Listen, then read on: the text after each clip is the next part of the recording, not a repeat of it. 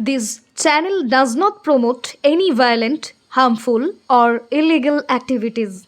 All content provided by this channel is meant for an educational purpose only.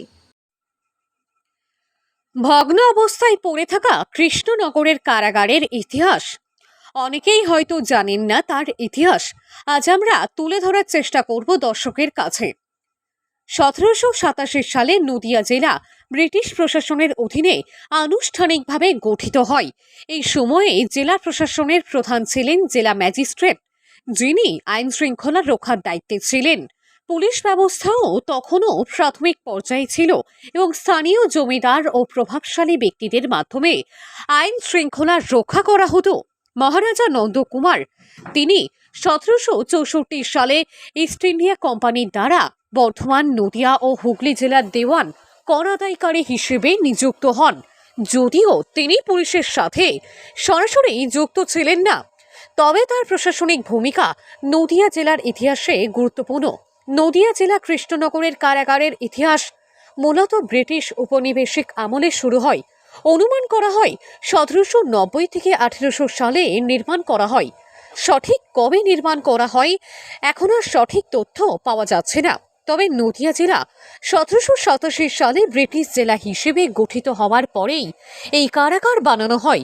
তখনকার সময় এটি মূলত রাজনৈতিক কর্মীদের ও বিভিন্ন অপরাধে অভিযুক্তদের বন্দী রাখার জন্য ব্যবহৃত হতো।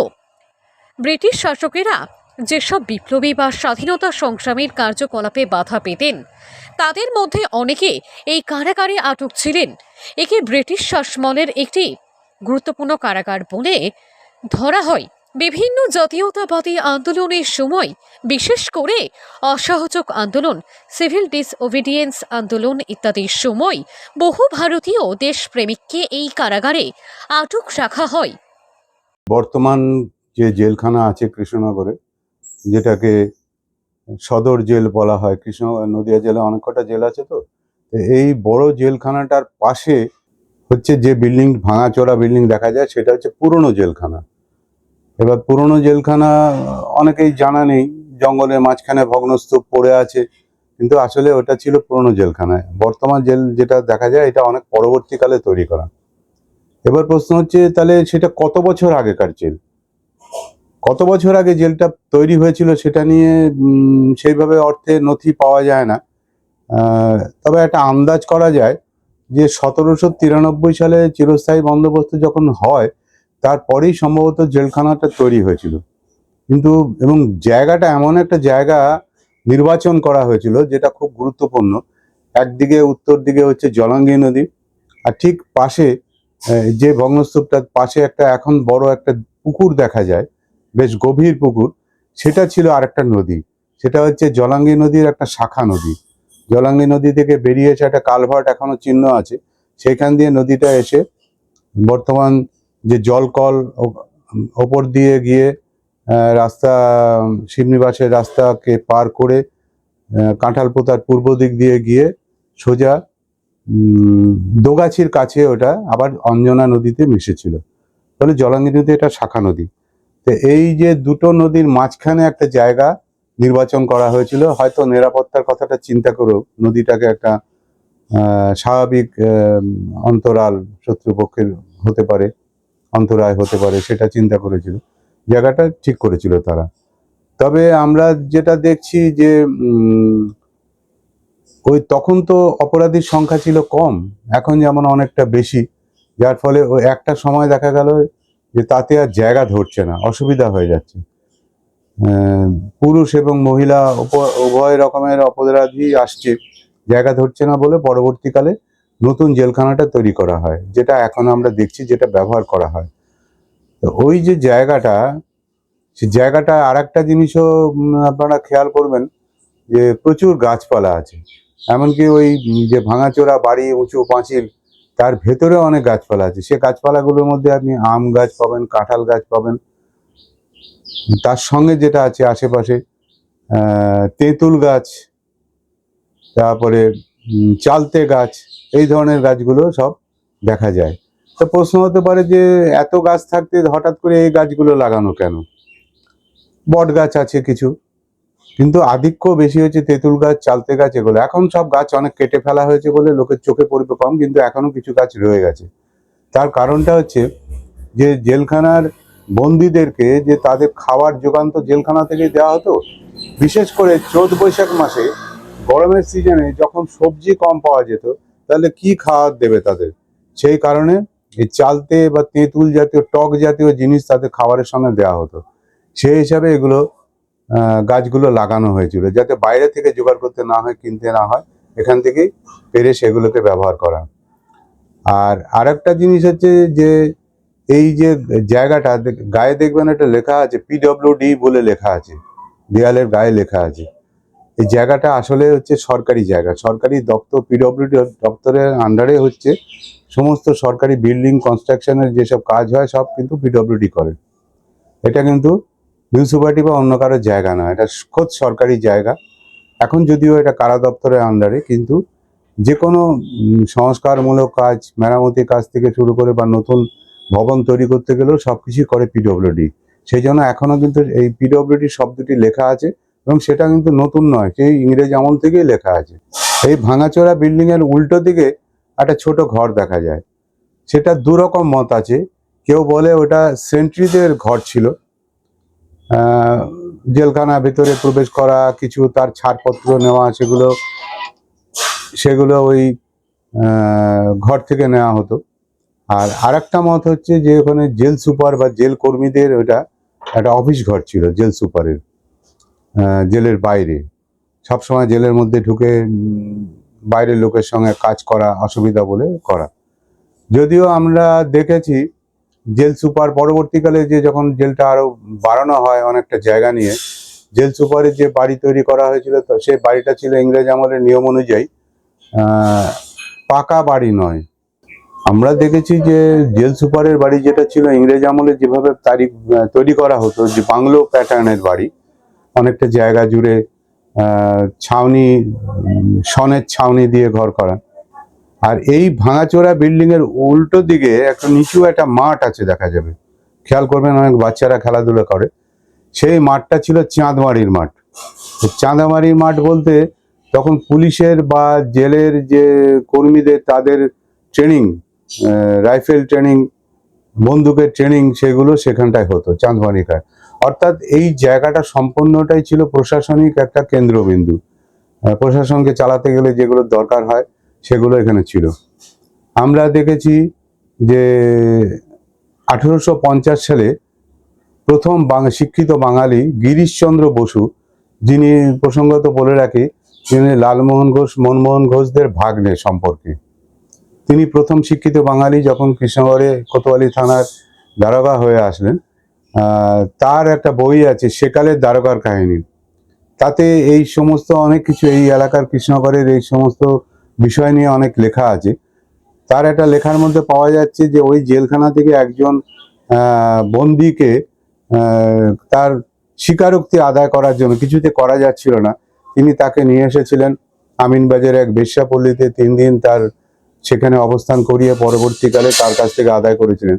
অর্থাৎ এই সিস্টেমটা তখন ছিল, জেলখানা থেকে বন্দীদের বের করে নিয়ে আসা। আবার এটাও দেখা যাচ্ছে যে জানা যাচ্ছে যে ওই জেলখানার বন্দীরা পাশে যে পুকুর এখন যেটাকে দেখতে পাই আমরা, সেই পুকুরে তাদের স্নানের ব্যবস্থা ছিল, কিন্তু সেটা সবার জন্য নয়। কারণ ভেতরে অনেকগুলো বড় বড় ইঁদারা ছিল, সেখানেই তাদের ব্যবস্থা হয়। আর আরেকটা জিনিস হচ্ছে, যখন স্বাধীনতা আন্দোলন খুব প্রখর হয়ে ওঠে, বিশেষ করে 1885 সালের পর থেকে, যখন 1857 সিপাহী বিদ্রোহ হয়ে যাওয়ার পর এবং 1885 পর থেকে যখন রাজনৈতিক কার্যকলাপ শুরু হলো এবং স্বাধীনতা আন্দোলনের জোরদার আন্দোলন গড়ে উঠতে থাকলো, স্বাভাবিক কারণেই বন্দির সংখ্যা বাড়তে লাগলো। এবং তারা তখন চিন্তা করলেন যে ওখানে রাখা যাবে না, বিল্ডিং অনেক দিনে পুরনো, নিরাপত্তার ব্যাপার আছে। তারা তখন নতুন বিল্ডিং এর দিকে হাত বাড়ালেন, নতুন বিল্ডিংটা তৈরি করলেন, আস্তে আস্তে তার সম্প্রসারণ ঘটাতে শুরু করলেন। এবং নতুন জেলখানার ভেতরে যে কারণে ফাঁসি দেওয়ার জায়গা আছে, ফাঁসির মঞ্চ ছিল, এবং সেখানেও ভেতরে কুয়ো ইত্যাদির ব্যবস্থা আছে। আমরা জানি যে সর্বশেষ ফাঁসি হয়েছিল জনৈক শুক্কুলের, ফাঁসি হয়েছিল ওই, সেটা নতুন জেলখানায়। তো তো পুরনো জেলখানায় ফাঁসির কোনো কথা আমরা জানতে পারি না হয়েছিল কিনা, কারণ নীল বিদ্রোহের সময়ও দেখা যাচ্ছে যাদের ফাঁসি দেওয়া হতো প্রকাশ্য জায়গায় রাস্তায় লোকজনকে ভয় দেখানোর জন্য যে তোমরা আন্দোলন করলে তোমাদের এইভাবে প্রকাশ্যে ফাঁসি দেওয়া হবে। ফলে পুরনো বিল্ডিং এর মধ্যে কোনোদিন ফাঁসি দেওয়া ছিল কেন সেটা পরিষ্কার নয়। আর এখন তো ভেতরে ঢোকা নিষেধ, ভেতরে কাউকে যেতেও দেবে না। তা আমরা দেখছি যে আরেকটা জিনিস ছিল, এই যে জায়গা নির্বাচনের ক্ষেত্রে বলেছিলাম যে দুটো নদীর মাঝখানে যেমন জেলখানাটা করলো, আর তার নিরাপত্তার জন্য ঠিক পাশে একটা পুলিশের ফাঁড়ি তৈরি করা হলো।